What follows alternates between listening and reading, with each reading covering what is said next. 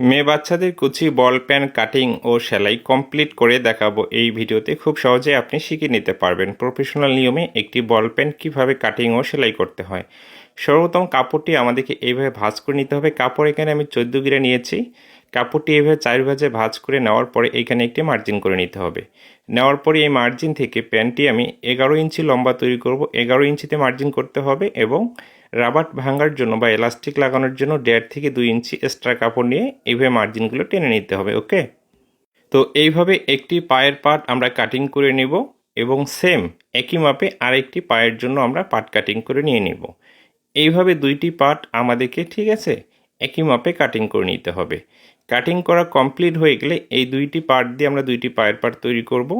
অবশিষ্ট কাপড় দিয়ে কর্লি এবং পায়ের পট্টি বের করে নিতে হবে। 4.5 ইঞ্চিতে একটি মার্জিন করে নিতে হবে এবং এই সাইডও 4.5 ইঞ্চিতে একটি মার্জিন করে নিতে হবে। এইভাবে স্কোয়ার করে এই কর্লিটি আমাদেরকে কাটিং করে নিতে হবে। আমি যে নিয়মে দেখাচ্ছি হুবহুব একই নিয়মে আপনি যে কোনো বয়সের জন্য এই বল পেনটি কাটিং করে নেবেন। ওকে, এরপরে এখানে যে অবশিষ্ট কাপড় আছে এই কাপড় দিয়ে আমরা পায়ের পট্টির অংশটি কাটিং করে নিব। অবশ্যই যে সাইজের জন্য তৈরি করবেন ওই অনুযায়ী পায়ের পট্টির মাপটি নিতে হবে। এখানে আমি 14 ইঞ্চি নিয়ে নিচ্ছি, সেলাই মার্জিন 1/2 ইঞ্চি এক্সট্রা নিচ্ছি। পায়ের পট্টিটি পাশে আমরা 1.5 ইঞ্চি করে নিয়ে নেব। এইভাবে ঠিক আছে সমান করে মেপে নিয়ে নিতে হবে। নেওয়ার পরে মার্জিন অনুযায়ী কাটিং করব।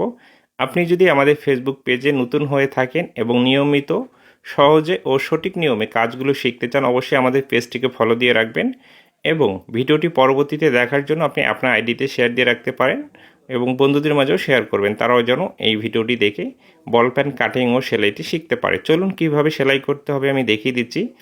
সেলাই করার জন্য পায়ের পট্টি এবং কল্লিটি সাইডে সরিয়ে রাখবো। আমরা এখানে একটি পায়ের পার্ট নিয়ে নেব। নেওয়ার পরে এখান থেকে কুচিটি শুরু করব। কুচিগুলো আমরা সাইজ মিনিমাম 1/2 ইঞ্চি পরিমাণ করে কুচি সাইজগুলো দেব এবং প্রতিটি কুচি যেন একই সমান হয় সেই দিকটা লক্ষ্য রেখে আমাদেরকে কুচিগুলো দিতে হবে। ওকে, যে কোনো কুচি জাতীয় পোশাক যখন তৈরি করবেন কুচিগুলো অবশ্যই আপনাকে প্রতিটি কুচি একই সাইজের দিতে হবে, তাহলে সুন্দর দেখা যাবে।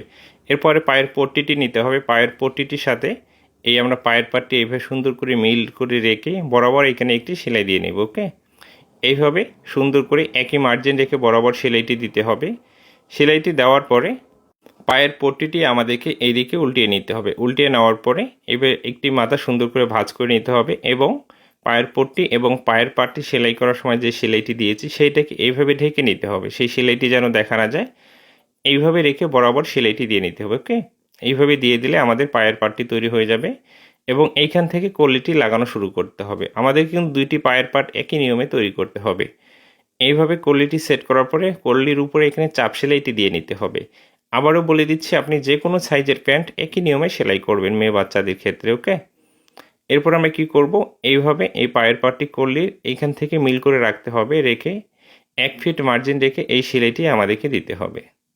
এভাবে সুন্দর করে বরাবর এই সেলাইটি দিতে হবে।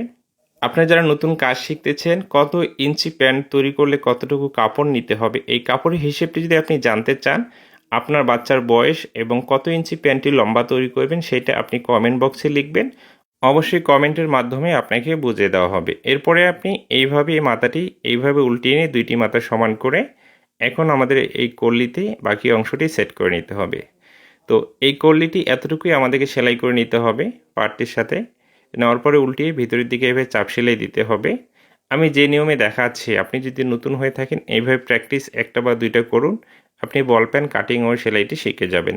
আর যারা দীর্ঘদিন থেকে করেন অবশ্যই আমি যে নিয়মে করেছি প্রতিটি কুচি একই সাইজের দিয়েছি এবং কোন পার্টটি আগে জয়েন দিচ্ছি কোন পার্টটি পরে জয়েন দিচ্ছি এই নিয়মে করবেন। আপনার কাজের গতি বাড়বে এবং কাজ অনেক সুন্দর ফিনিশিং হবে এবং প্যান্টটিও অনেক সুন্দর হবে।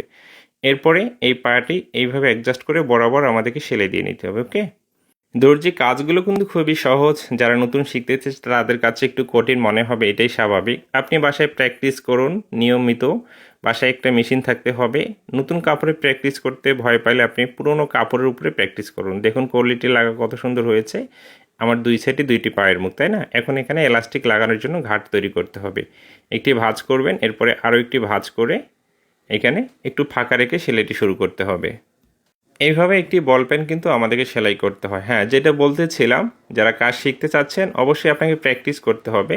আপনি যদি শুধু ভিডিও দেখেন আর মনে করবেন কাজ শিখে যাবেন, এমনটা না। আপনাকে বাসায় প্র্যাকটিস করতে হবে, সেটা নতুন কাপড় হোক বা পুরনো কাপড় হোক। যেখানে বুঝতে পারবেন না ওইখানে আপনি আমাদেরকে ফোন দিতে পারেন, কমেন্টে আপনার মতামত বা আপনার প্রশ্ন করতে পারেন। অবশ্যই আমরা আপনাকে শিখিয়ে দেব। ওকে, এই যে এখানে যে ছিদ্রটি রেখেছি এটার মাধ্যমে আমাদেরকে এলাস্টিকগুলো লাগিয়ে নিতে হবে। এইভাবে আপনি তার কাটা বা সিটি পিনের মাধ্যমে এলাস্টিকটি অ্যাড করে আপনি এভাবে খুঁচিয়ে খুঁচিয়ে এলাস্টিকটি লাগিয়ে নেবেন।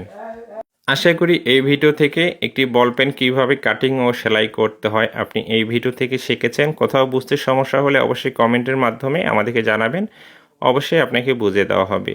আপনি যদি আমাদের ফেসবুক পেজে নতুন হয়ে থাকেন অবশ্যই আমাদের পেজটিকে ফলো দিয়ে রাখবেন এবং ভিডিওটি শেয়ার দিয়ে রাখবেন। পরবর্তীতে যেন আপনি যে কোনো মুহূর্তে দেখে একটি বল পেন কীভাবে কাটিং ও সেলাই করতে হয় আপনি এই ভিডিওটি দেখে শিখতে পারেন। ভালো থাকবেন, সুস্থ থাকবেন, নিজের প্রতি খেয়াল রাখবেন। নেক্সট কোনো ভিডিওতে আবার